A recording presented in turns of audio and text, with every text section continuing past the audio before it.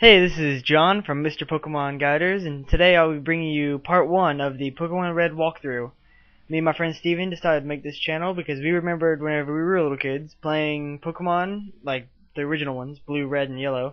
We were playing them on our Game Boy Colors, and it was a lot of fun. So, we were bored and then decided to create walkthroughs for everybody in case they were also playing these games and maybe they needed a little help or maybe they just got bored and wanted to watch something. So, as you can see, I chose Charmander, and Charmander is personally my favorite because it's fire, and I like fire-type Pokemon. But the other starters are Squirtle and Bulbasaur. Squirtle is water, which is super effective against Charmander, and Bulbasaur is grass, which is super effective against Squirtle because he's water. But Charmander is super effective against Bulbasaur.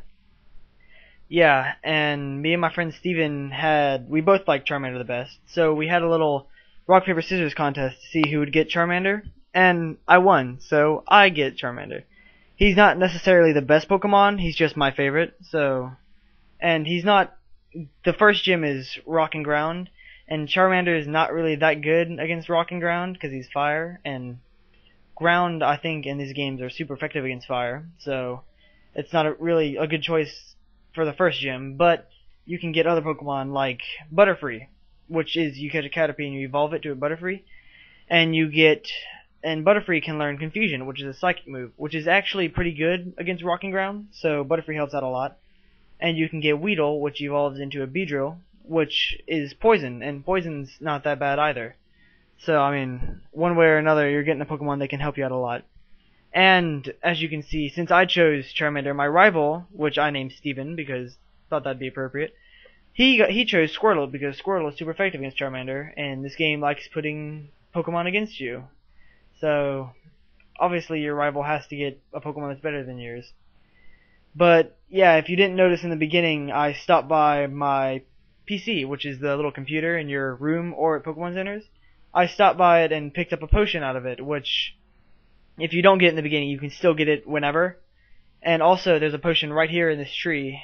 And I know I didn't say it earlier, but if you didn't notice, there's also one right as you come out of Pallet Town, which is the very first town.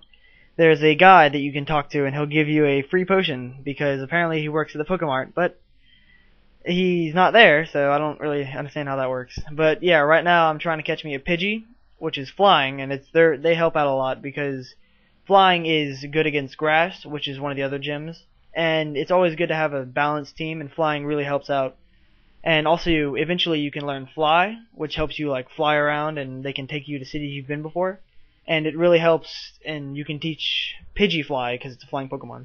Here I'm trying to catch a Nidoran, which is poison type. They also have a girl Nidoran, but you can catch both of them, but I chose the boy Nidoran because I want Nidoking, and I think Nidoking is better than Nidoqueen, but that's just my personal opinion.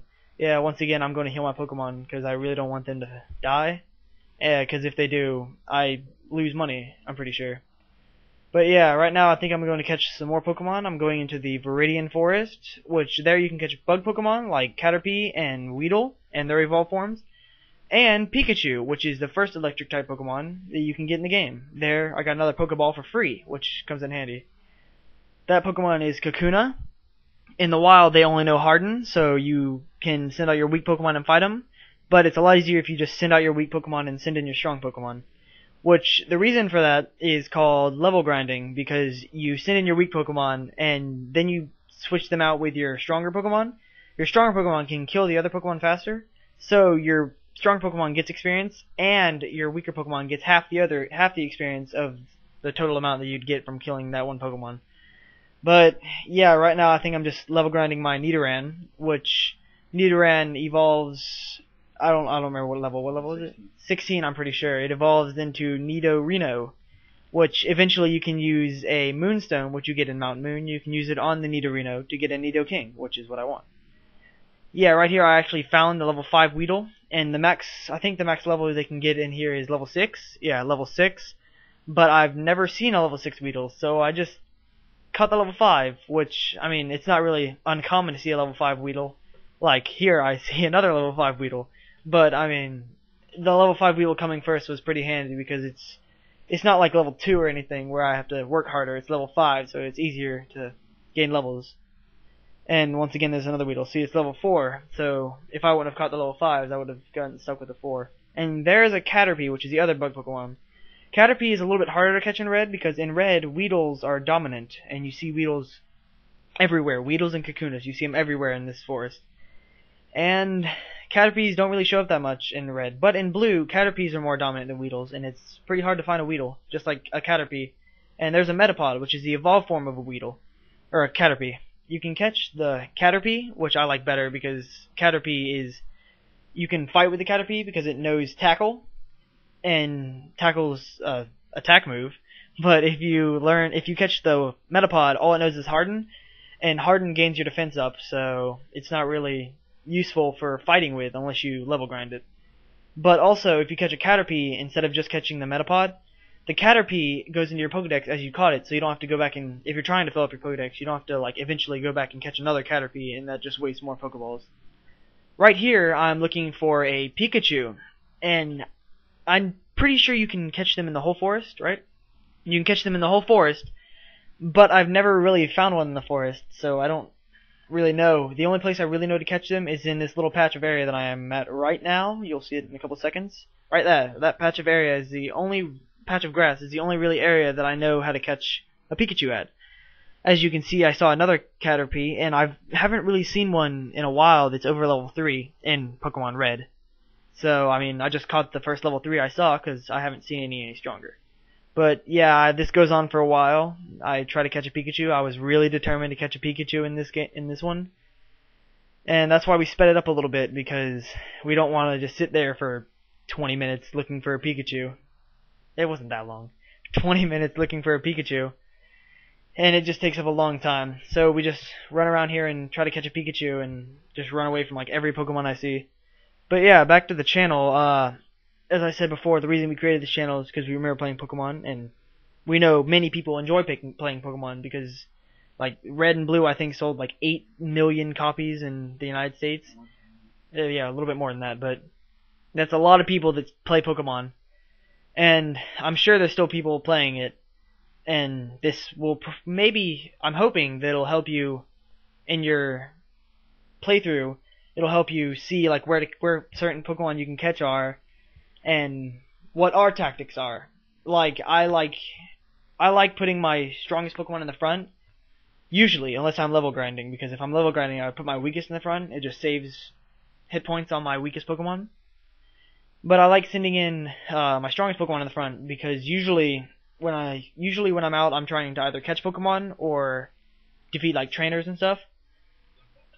But right now I'm trying, yeah, like I said, I'm trying to catch a Pikachu, but I keep my strongest Pokemon in the front because if I attack the Pikachu, I don't want my weakest Pokemon to hit it, and then my weakest Pokemon faints or dies because it's not hitting hard enough on the Pikachu, because the Pikachu will probably end up being a higher level.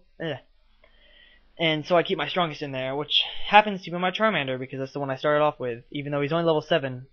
But yeah, in the next video I'm going to end up working up, building my Pokemon up, getting them at higher levels so I can face trainers and not lose. But yeah, and also the Pikachu is electric type, which is good against water and flying mainly. I'm pretty sure that might be it, but it's mainly good against that.